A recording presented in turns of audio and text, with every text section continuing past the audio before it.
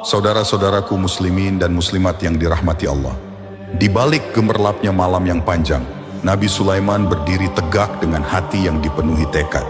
Dalam satu malam, beliau berjanji, "Sungguh, aku akan menggilir 100 istriku, sehingga masing-masing dari mereka melahirkan anak laki-laki yang berjihad dengan pedang mereka di jalan Allah." Namun, dalam keagungan janjinya, satu hal yang luput dari lisannya adalah kata insya Allah. Malam itu, Nabi Sulaiman memenuhi janjinya, menggilir 100 istri dalam satu malam. Namun, kehendak Allah berkata lain. Tidak ada seorang pun di antara para istrinya yang melahirkan anak, kecuali satu istri yang melahirkan anak yang hanya setengah manusia, lahir dalam keadaan cacat. Dalam riwayat lain, Nabi Sulaiman juga bersabda, kalau saja ia mengucapkan insya Allah, niscaya setiap istrinya akan melahirkan seorang anak laki-laki yang berjuang dengan pedangnya di jalan Allah Azza wa Jalla. Nabi Sulaiman, salah satu nabi yang dianugerahi kekayaan dan kekuasaan, merupakan raja dengan mukjizat luar biasa. Tak ada satupun yang tak bisa beliau lakukan, termasuk memiliki istri yang banyak. Mengutip buku Sulaiman Raja Segala Makhluk, Nabi Sulaiman disebut memiliki 1000 istri yang terdiri dari 700 wanita merdeka yang dinikahi dengan mahar dan 300 hamba sahaya. Hal ini dikaji oleh Ahmad Abdul Wahab dalam kitab-kitab Ahlul Kitab dan Ibnu Katsir dalam buku Kisah Para Nabi. Namun, ada pula yang mengatakan sebaliknya. Dalam satu malam yang penuh dengan keajaiban, Nabi Sulaiman menggauli 100 istrinya. Hadis yang diriwayatkan oleh Abu Ya'la menyatakan bahwa beliau pernah berkata, "Sungguh, aku akan menggilir 100 istriku dalam satu malam, sehingga masing-masing mereka melahirkan anak laki-laki yang berjihad dengan pedang mereka di jalan Allah." Akan tetapi, tanpa mengucapkan insya Allah, semua itu tak terjadi seperti yang diharapkannya. Dalam hadis lain, ada perbedaan jumlah istri yang digauli Nabi Sulaiman dalam semalam. Rasulullah SAW bersabda, Sulaiman berkata, "Sungguh, aku akan menggilir 70 istriku dalam satu malam, sehingga masing-masing mereka akan melahirkan seorang ahli berkuda yang berjihad di jalan Allah Subhanahu wa Ta'ala." Namun, karena tidak mengucapkan insya Allah, hanya satu istri yang melahirkan anak cacat. Rasulullah menegaskan, kalau saja ia melafalkan insya Allah, niscaya ia akan mempunyai banyak putra yang berjihad di jalan Allah. Mungkin terlintas di pikiran kalian, bagaimana Nabi Sulaiman bisa menggauli 100 istrinya dalam waktu semalam? Apakah waktu dan kekuatannya cukup? Hadis tersebut menggambarkan mukjizat yang diberikan Allah kepada Nabi Sulaiman. Seperti yang kita ketahui, Allah menganugerahkan kekuatan dan kemampuan kepada para nabi yang jauh lebih besar daripada manusia biasa. Para sahabat pernah berkisah bahwa Nabi Muhammad memiliki kekuatan 30 kali bersetubuh dalam semalam. Hadis riwayat Bukhari. Al-Imam Nawawi menambahkan bahwa ini adalah salah satu keistimewaan yang dimiliki Nabi. Nabi Sulaiman bukan hanya dikenal karena kekuatan fisiknya, tetapi juga karena kebijaksanaannya. Ia adalah raja yang diberkahi kekayaan, kekuasaan, dan kemampuan berbicara dengan hewan dan jin. Putra dari Nabi Daud ini memiliki istana megah yang dibangun dengan bantuan jin dan burung. Pasukannya terdiri dari manusia, hewan, dan jin. Salah satu hewan kesayangannya adalah burung hudhud yang dapat terbang jauh dan memberikan informasi penting. Kisah terkenal lainnya adalah pertemuan Nabi Sulaiman dengan Ratu Balqis, penguasa kerajaan Sabah. Nabi Sulaiman mengirim surat mengajak Ratu Balqis masuk Islam dan tunduk kepada Allah. Ratu Balqis datang dengan membawa hadiah-hadiah.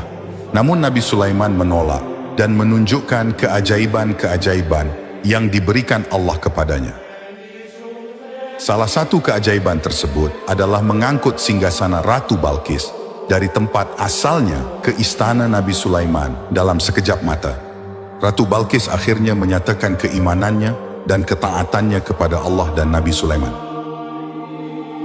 Dan Nabi Sulaiman juga dikenal sebagai pembangun Baitul Maqdis pertama di Yerusalem, tempat suci bagi umat Islam, Yahudi, dan Kristen.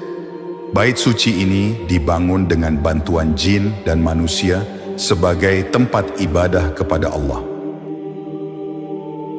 Nabi Sulaiman wafat pada usia 53 tahun. Menurut sebuah riwayat, ia wafat saat sedang berdiri dengan tongkatnya sambil memerintahkan jin-jin untuk bekerja. Jin-jin tidak menyadari bahwa beliau sudah wafat sampai seekor rayap memakan tongkatnya dan membuatnya jatuh. Hal ini menunjukkan bahwa jin tidak mengetahui hal-hal gaib dan hanya Allah yang Maha mengetahui.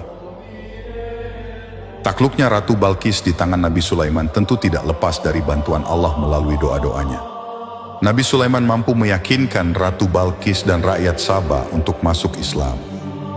Itulah kisah tentang Nabi Sulaiman, seorang nabi dan raja yang dianugerahi banyak kenikmatan seperti kekayaan, kekuasaan, kebijaksanaan, dan kemampuan berbicara dengan hewan dan jin. Beliau adalah teladan kebijaksanaan dan kepemimpinan yang luar biasa. Kisah Nabi Sulaiman adalah kisah yang penuh dengan hikmah dan pelajaran yang mendalam. Dari janji besar yang diucapkan tanpa menyebutkan, insya Allah, kita belajar bahwa betapa pentingnya menyandarkan segala niat dan usaha kepada kehendak Allah. Tanpa izin dan ridhonya, bahkan rencana yang paling matang pun bisa berakhir tanpa hasil yang diharapkan. Dalam kisah ini, kita melihat betapa Nabi Sulaiman, meskipun dianugerahi kekuatan dan kekuasaan yang luar biasa, tetap merupakan hamba Allah yang bergantung padanya. Ketika beliau bertekad untuk menggilir 100 istrinya dalam satu malam, dengan harapan melahirkan anak-anak yang akan berjihad di jalan Allah, tanpa mengucapkan, insya Allah, hasilnya justru jauh dari yang diinginkan.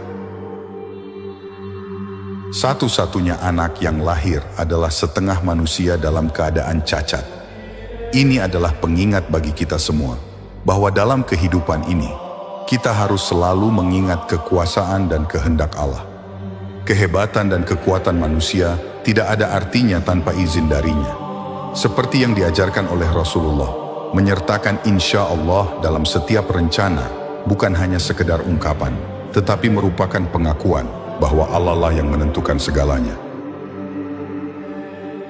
Selain itu, kisah ini juga memperlihatkan kebijaksanaan dan kebesaran hati Nabi Sulaiman. Meskipun beliau mengalami kegagalan dalam usahanya, beliau tetap menjadi sosok pemimpin yang bijaksana dan adil, yang mampu membangun kerajaan yang makmur dan harmonis. Kepemimpinannya yang melibatkan manusia, hewan, dan jin menunjukkan bahwa dengan kebijaksanaan dan keimanan, keragaman bisa bersatu dalam keharmonisan. Kisah pertemuan Nabi Sulaiman dengan Ratu Balkis menambah lapisan keajaiban dalam hidupnya. Dari bagaimana beliau menggunakan mukjizat untuk menunjukkan kebesaran Allah hingga berhasil mengajak Ratu Balkis dan rakyatnya untuk beriman, kita belajar tentang kekuatan dakwah yang penuh hikmah dan keajaiban.